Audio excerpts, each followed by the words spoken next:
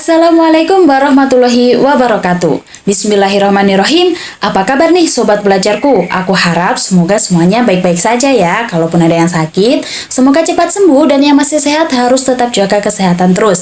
Apalagi masih di masa pandemi ini. Oke, pasti semuanya udah pada siap nih. Langsung aja deh, hari ini aku akan memberikan penjelasan kepada kalian semua mengenai perbandingan.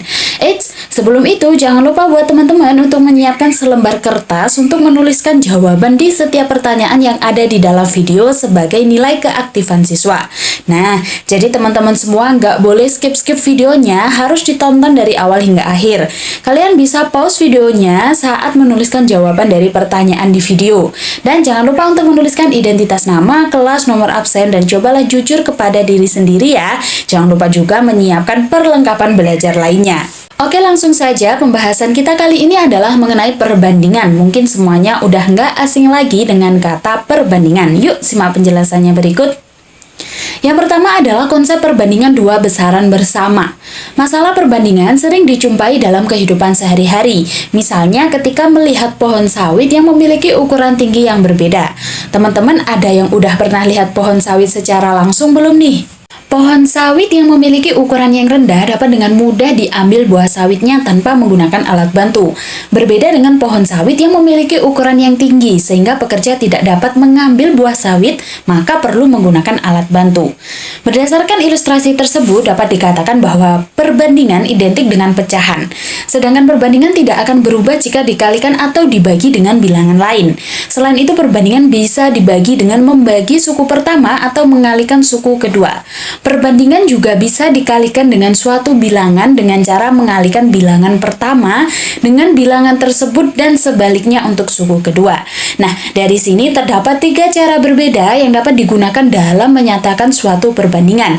Yang pertama pecahan A per B, kemudian 2 bilangan yang dipisahkan oleh titik 2, kemudian 2 bilangan yang dipisahkan oleh kata dari. Nah, selanjutnya, apa sih sebutan lain atau nama lain dari perbandingan? Tulis jawaban kalian di kertas masing-masing ya. Kita masuk ke dalam contoh pengaplikasian dalam soal. Misalkan sederhanakan perbandingan dari 48 dan 72. Menyederhanakan perbandingan dapat dilakukan dengan 2 cara. Yang pertama, membagi bilangan-bilangan yang diperbandingkan dengan faktor prima yang sama, dimulai dari yang terkecil. Udah pada tahu ya bilangan prima itu apa aja?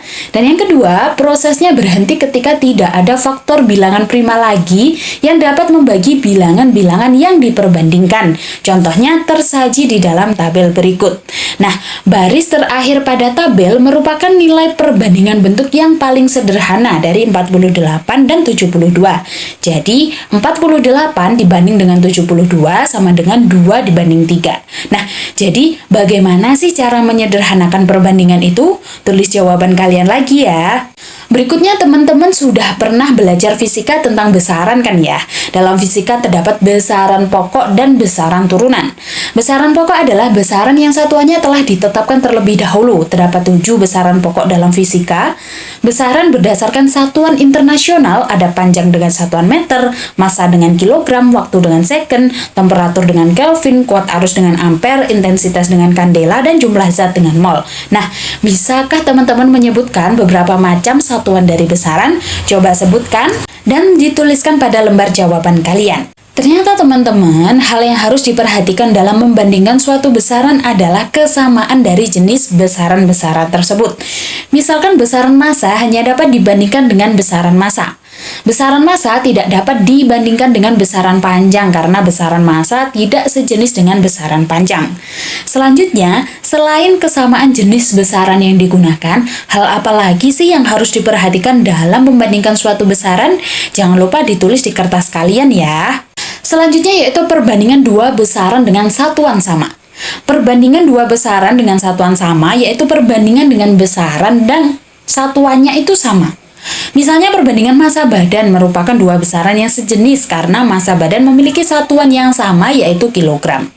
Kita masuk ke dalam contoh soalnya. Tentukan perbandingan yang paling sederhana dari pasangan bilangan 8 cm dan 14 cm. Wah, gimana ya caranya? Nah, karena kedua besaran sudah sama, maka kita bisa langsung menghilangkan satuannya, yaitu 8 dibanding 14. Kemudian kita sederhanakan, maka akan kita peroleh nilai yang paling sederhana, yaitu 4 dibanding 7. Mudah sekali ya. Berikutnya mengenai dua besaran dengan satuan berbeda. Dalam kehidupan sehari-hari, manusia sering dihadapkan dengan permasalahan-permasalahan mengenai perbandingan dua besaran dengan satuan yang berbeda. Misalnya saja, kecepatan rata-rata seseorang dalam mengendarai sepeda motor adalah 60 km per jam. Nah, pernyataan tersebut membandingkan dua besaran, yakni besaran panjang dan besaran waktu, di mana keduanya memiliki satuan yang berbeda, yaitu kilometer dan jam. Jadi, dari contoh tersebut, apa sih yang dapat teman-teman simpulkan mengenai perbandingan dua besaran dengan satuan yang berbeda? Jangan lupa tulis jawaban kamu ya. Selanjutnya, untuk menyederhanakan perbandingan, maka kita harus menyamakan terlebih dahulu bentuk satuannya. Apabila sudah disamakan bentuk satuannya, maka selanjutnya dapat menyederhanakan perbandingan bilangan tersebut. Contoh-contoh perbandingan dua besaran dengan satuan berbeda dalam kehidupan sehari-hari sangat banyak sekali. Contohnya, kurs rupiah terhadap euro adalah 15.000 per euro. Harga gula di pasar yakni 10.000 per kilo, dan masih banyak contoh lainnya. Berikutnya yaitu mengenai konsep perbandingan senilai dan berbalik nilai. Apabila kita tinjau dari pengertiannya nih, perbandingan senilai adalah perbandingan antara dua besaran yang apabila salah satu besaran memiliki nilai semakin besar, maka nilai besaran yang lain akan semakin besar dan juga sebaliknya. Perbandingan senilai sama dengan pecahan senilai. Sedangkan perbandingan berbalik nilai itu adalah suatu bentuk perbandingan yang apabila salah satu besaran yang diperbandingkan nilainya bertambah, maka besaran lainnya memiliki nilai yang semakin kecil. Nah, di sini terdapat dua pertanyaan. Yang pertama, apa saja sih sebutan lain atau nama lain dari perbandingan senilai?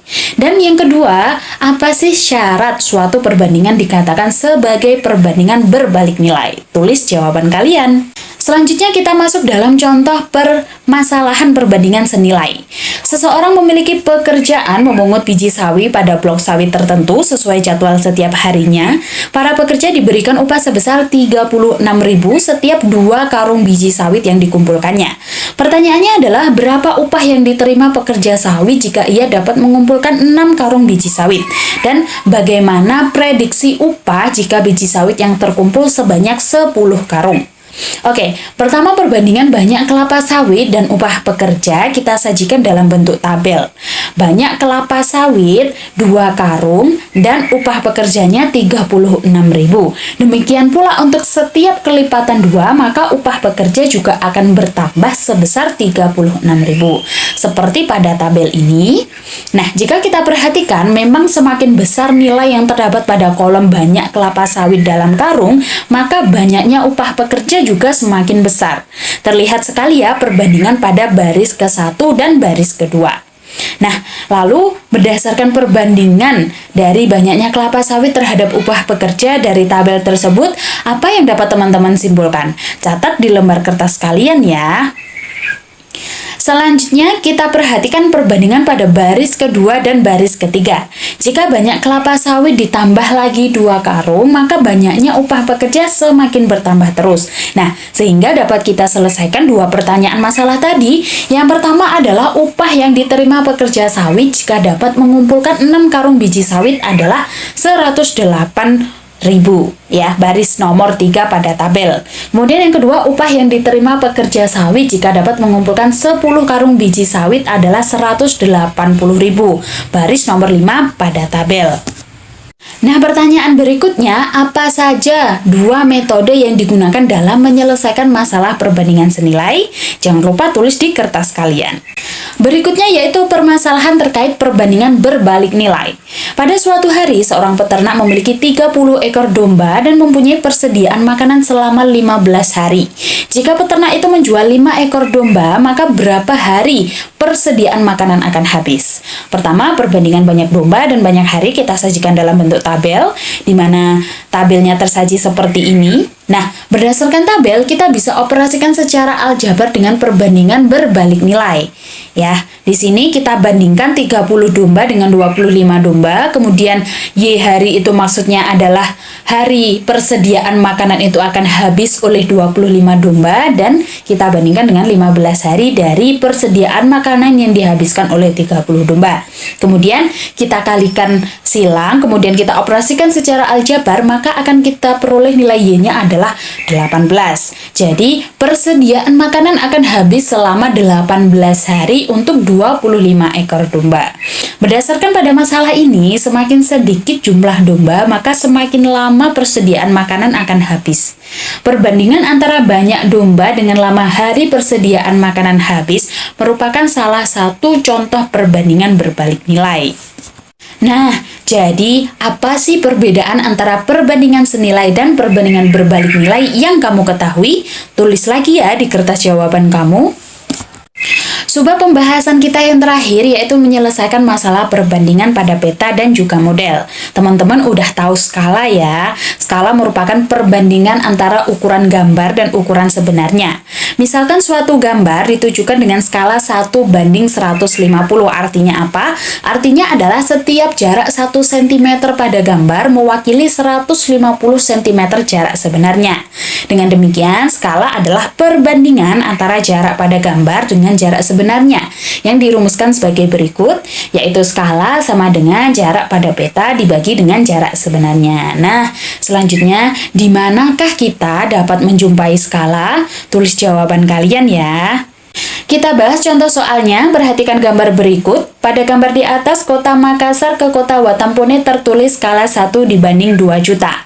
Artinya, jarak 1 cm pada gambar mewakili jarak yang sesungguhnya, yaitu 2 juta cm. Jadi, skala adalah perbandingan jarak pada gambar atau peta dengan jarak yang sesungguhnya. Jika kita kembalikan ke bentuk perbandingan, akan menjadi yang tadi skala dirumuskan dengan jarak pada peta dibagi dengan jarak sebenarnya, kita inputkan angkanya, maka akan kita peroleh skala adalah 1 cm dibanding 20 km. Jadi dapat disimpulkan bahwa jarak 1 cm pada peta mewakili 20 km jarak yang sebenarnya. Nah, selanjutnya apabila skala diketahui 1 cm dibanding 400.000, artinya apa ya teman-teman? Tulis jawaban kalian di kertas masing-masing. Berikutnya contoh kedua, perhatikan gambar maket rumah berikut. Suatu maket rumah adat Bugis dibuat dengan skala 1:200. Diketahui rumah dalam maket tersebut memiliki panjang 7,5 cm dan lebar 4 cm. Hitunglah ukuran panjang dan lebar rumah sebenarnya. Diketahui skala denah rumahnya 1:200, panjang rumah pada denahnya 7,5 cm, lebar rumah pada denah adalah 4 cm. Selanjutnya kita misalkan, P adalah panjang rumah sebenarnya dan L adalah lebar rumah sebenarnya. Sehingga panjang rumah sebenarnya dapat ditentukan sebagai berikut. Kita sajikan di dalam tabel agar tidak bingung. Jarak peta 1 cm, jarak sebenarnya adalah 200. Jarak pada peta 7,5 cm, panjang sebenarnya kita simbolkan dengan P. Kemudian kita bandingkan 1 cm dibanding 7,5 cm sama dengan 200, kita bandingkan dengan P. Selanjutnya kita kalikan silang, kita operasikan secara aljabar, akan kita ketahui bahwa panjang rumah sebenarnya adalah 1.500 cm atau 15 meter. Kemudian yang kedua, untuk menghitung lebar sebenarnya menggunakan konsep perbandingan senilai dengan bantuan tabel. Di sini jarak peta 1 cm, jarak sebenarnya adalah 200, kemudian jarak pada peta 4 cm, jarak sebenarnya kita simbolkan dengan tanda L kecil atau L latin ya. Nah, jadi kita bandingkan 1 cm, kita bandingkan dengan 4 cm, 200 kita bandingkan dengan di sini L latin ini ya teman-teman, seharusnya kita kalikan silang, kita operasikan secara aljabar sehingga kita ketahui bahwa lebar rumah sebenarnya adalah 800 cm atau 8 meter. Nah, akhirnya kita sampai pada slide jawaban dari kuis interaktif yang sudah kita laksanakan. Udah pada siap ya? Jangan lupa kalian cocokkan jawaban kalian dengan jawaban berikut ini. Let's go! Yang pertama, sebutan lain dari perbandingan. Jawabannya adalah rasio. Nomor 2, cara untuk menyederhanakan nilai perbandingan, yaitu caranya dengan membagi bilangan-bilangan yang diperbandingkan dengan FPB. Yang ketiga adalah menyebutkan beberapa macam satuan dari besaran. Ini banyak sekali ya, contohnya itu untuk besaran panjang, satuannya adalah kilometer, hektometer, meter, dan lainnya. Kalau untuk besaran luas, contohnya kilometer persegi, meter persegi, dan lainnya. Yang keempat, selain kesamaan jenis besaran yang digunakan, hal apalagi yang harus diperhatikan dalam membandingkan suatu besaran? Jawabannya adalah satuan. Misalnya besaran panjang, maka satuannya ya meter harus sama dengan satuan meter. Nomor 5, dari contoh, apa yang dapat disimpulkan mengenai perbandingan dua besaran dengan satuan yang berbeda? Tentu artinya adalah perbandingan dengan besarannya sama tetapi satuannya berbeda. Yang nomor 6 adalah sebutan lain dari perbandingan senilai. Itu jawabannya adalah perbandingan seharga atau proporsi. Selanjutnya, pada nomor 7, syarat suatu perbandingan dikatakan sebagai perbandingan berbalik nilai, yaitu jawabannya jika dua perbandingan tersebut selalu tetap atau konstan walaupun perbandingannya dibalik. Kemudian nomor 8, berdasarkan perbandingan dari banyaknya kelapa sawit terhadap upah pekerja, apa yang dapat disimpulkan? Jadi, secara garis besar, dapat diketahui bahwa konsep perbandingan senilai yaitu jika salah satu besaran nilainya bertambah, maka besaran lain yang dibandingkan nilainya semakin bertambah pula. Yang nomor 9, dua metode dalam menyelesaikan perbandingan senilai, yaitu metode tabel dan metode grafik. Kemudian nomor 10, perbedaan antara perbandingan senilai dan perbandingan berbalik nilai. Ya, secara garis besarnya, kalau perbandingan senilai itu nilai suatu barang akan bertambah atau berkurang sejalan dengan nilai barang yang dibandingkan. Hal ini berkebalikan dengan perbandingan berbalik nilai. Kemudian nomor 11, di mana kita dapat menjumpai skala. Biasanya ditemui pada denah, peta, miniatur kendaraan, market, dan lainnya ya. Kemudian yang terakhir, apabila skala diketahui 1 cm dibanding 400.000, artinya adalah setiap 1 cm-nya mewakili 4 km dari jarak sebenarnya. Wah, oke, udah pada capek semua ya? Apa belum capek nih? Baiklah, terima kasih teman-teman sudah mengikuti pembelajaran dari awal hingga akhir. Semoga bermanfaat dan jangan lupa mengirimkan jawaban kalian di WhatsApp grup kelas ya. Sampai jumpa di pertemuan selanjutnya. Tetap semangat belajar. Wassalamualaikum warahmatullahi wabarakatuh.